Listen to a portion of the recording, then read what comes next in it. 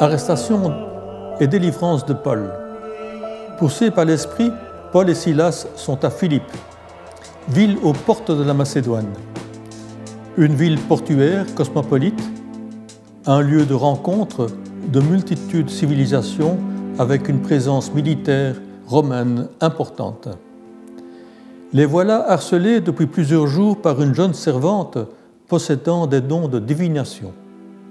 Tout en faisant leur éloge, comme serviteur du Très-Haut, elle rapportait de gros bénéfices à ses maîtres par ses oracles. Agacé, Paul met le holà pour la faire taire. Ceci était loin de plaire à ses maîtres qui voyaient s'en aller ainsi de juteux bénéfices. De fait, l'attitude de Paul dérange. Le voilà traité de juif, prônant des coutumes étrangères aux coutumes romaines et grecques. Que faut-il de plus pour être entendu par les magistrats pour qui Paul est un étranger? Pour ne pas avoir de problème sous la pression de la rue, celui-ci décide de les punir et mettre Silas et Paul en prison après les avoir flagellés. Cette xénophobie est bien actuelle. Il est bien difficile de résister à des groupes de pression face à des personnes étrangères dont les coutumes et les usages sont différentes.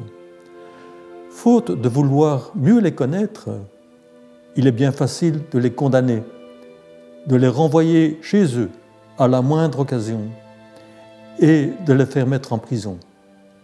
Au fond de leur prison, au lieu de tenir des propos vengeurs sur la société, Paul et Silas prient et chantent la louange de Dieu. Pas très courant de vivre cela en prison. Voilà qu'un grand tremblement de terre secoue toutes les fondations de la prison et permet aux prisonniers de s'évader. Y a-t-il un lien entre ce tremblement de terre et les prières de Paul et de Silas? À supposer qu'il y en ait, peu importe. Paul et Silas, bizarrement, ne s'évadent pas. Les voilà confrontés à leur geôlier, étonnés de les voir toujours là. Paniqué, celui-ci est prêt à donner la mort. Il ne sait que faire pour être sauvé. Face à de tels événements extraordinaires, la crainte de Dieu peut réveiller les cœurs de pierre qui deviennent des cœurs de chair, ouverts à l'écoute de tout message d'espoir et de vie. Voilà Paul inviter le geôlier à croire en Jésus, qui le sauvera et préservera toute sa famille. Après s'être lavé les plaies, le voilà baptisé ainsi que toute sa maison. Débordant de joie, Paul et Silas sont invités à fêter l'événement. Presque trop beau pour être vrai.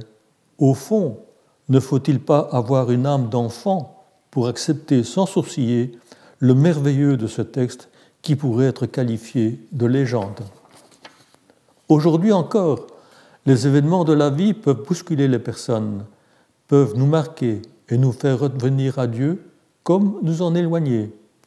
Notre attitude, notre compassion en acte et en vérité peuvent faire de nous des serviteurs de la bonne parole. Le texte se poursuit lorsque le magistrat envoie les gardes pour dire au geôlier de libérer le prisonnier. Paul profite de l'occasion pour annoncer qu'il est citoyen romain, qu'il n'avait pas à être flagellé publiquement ni jeté en prison. Par crainte d'avoir commis une erreur, le magistrat préfère les inviter à quitter au plus vite la ville et ne plus devoir rendre des comptes pour avoir puni Paul comme citoyen romain. Confronté aux différents pouvoirs qui organisent la société, pouvoir de l'argent, pouvoir judiciaire, pouvoir de l'organisation de l'Empire, pouvoir et contre-pouvoir, autant d'obstacles dans la propagation de la foi, en tout cela, Paul et Silas restent confiants. Leur sagesse n'est pas la sagesse des hommes, ils sont guidés par le souffle de l'Esprit. Les voilà libres, heureux de pouvoir réconforter Lydie, récemment convertie à l'église naissante de la ville de Philippe.